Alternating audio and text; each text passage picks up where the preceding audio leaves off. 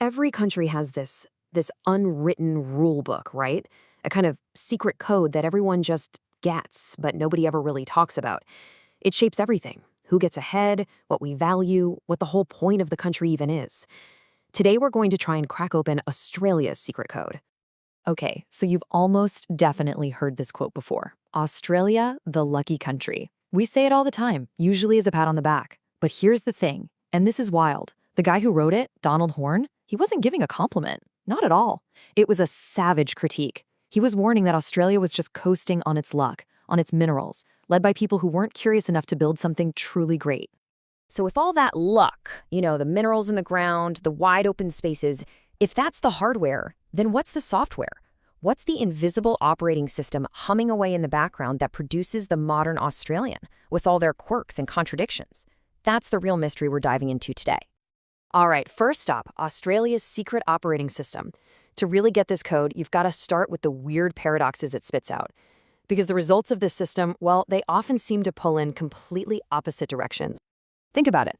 On one side, you have the classic, quiet Australian, someone who cherishes their privacy, just wants to be left alone in their suburban castle. But then, that same person is forced by law to vote, and they often march in there with a super cynical mission to keep the bastards honest. This clash between wanting a private life and being forced into a skeptical public duty, that's a core Australian paradox. Any decent code has to explain that. Okay, section 2, the goal of a quiet life. So let's peel back the first layer of the onion here.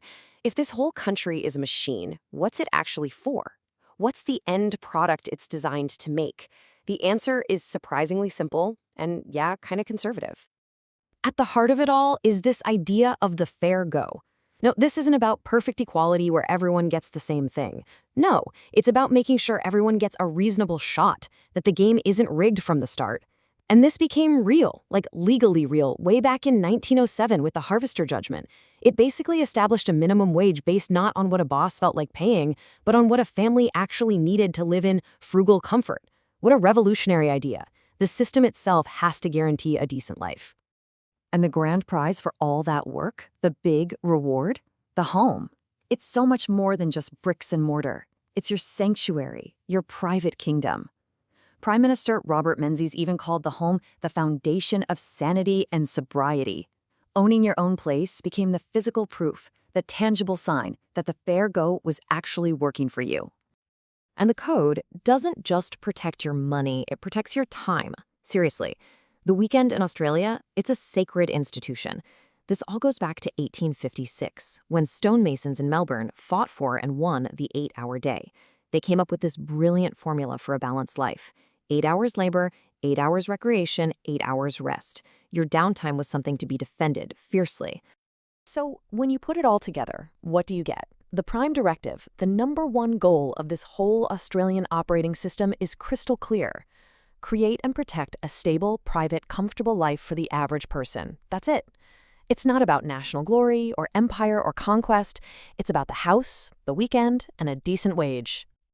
Now, having a goal is great, but you need a machine to actually deliver it. And Australia built a really unique one. A pragmatic piece of social engineering designed for one thing above all else: stability. Let's move into section 3, the machine that delivers. And check out the parts of this machine. It's brilliant, really. First, you've got the secret ballot. Yep, an Australian invention to make sure no one could pressure you. Then, compulsory voting, which sounds intense, but the idea was to get everyone involved, which usually pushes politics to the sensible center. Next, you have the industrial umpire. Instead of massive strikes, independent tribunals settle fights between workers and bosses. And finally, a really powerful public service, seen as this vast public utility, just there to deliver that quiet life to as many people as possible.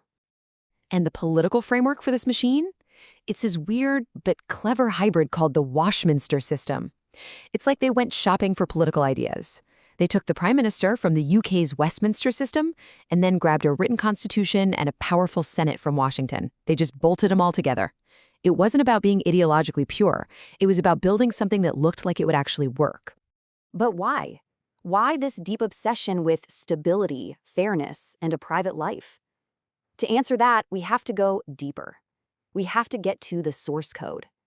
Let's dive into section 4, the code's contradictory origins. You see, Australia's code wasn't written in some quiet library. It was forged in a series of dramatic historical moments.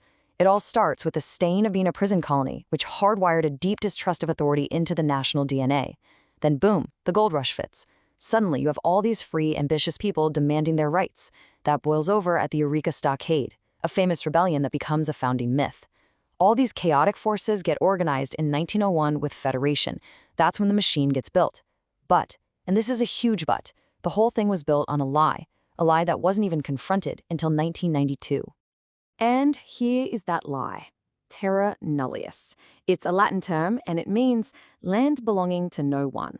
It was this legal fiction that said when the British arrived, Australia was effectively empty. This allowed them to claim an entire continent without a treaty, without payment, without consent. It simply erased the people who had been living there for 60,000 years. It was the ghost in the machine, the original sin of the Australian state. And then, in 1992, the highest court in the land just tore it down. In the Mabo decision, Justice Brennan declared that Terra Nullius had no place in the contemporary law of this country. Can you imagine? It was a legal earthquake. It didn't fix the past, but for the first time, it forced the nation to confront the cracked foundations it was built on. And it wasn't just history that wrote this code. The land itself had a massive say. This idea of the tyranny of distance, being so far from everywhere on this huge, often harsh continent, it bred key survival traits.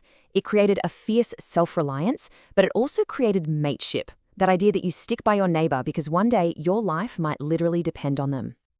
So we've looked at the goal, the machine, and where it all came from. But this isn't just a history lesson. The story is still being written. Which brings us to our final section, rewriting the national code. Right, because you have to understand, this national operating system isn't some dusty old program. It's more like living open source code. Every generation comes along and tries to debug it, patch it, and write updates for the new challenges they're facing. And right now, Australia is facing some of its biggest updates ever. So what's on the to-do list? Well, first, there's the Uluru Statement from the Heart, which calls for voice, treaty, and truth, a whole process to finally try and heal that founding wound with Indigenous Australians. Then you have the whole question of a republic. Is it time for Australia to have its own head of state instead of the British monarch? These aren't just small policy debates. They're fundamental questions about the country's identity. And it's not just internal pressure. The world outside is forcing a rewrite. For most of its history, Australia saw itself as a little piece of Europe that just happened to be in the wrong place. But as former PM Paul Keating put it so bluntly, Australia has to find its security in Asia, not from Asia. Geography is destiny. And that requires a massive mental shift.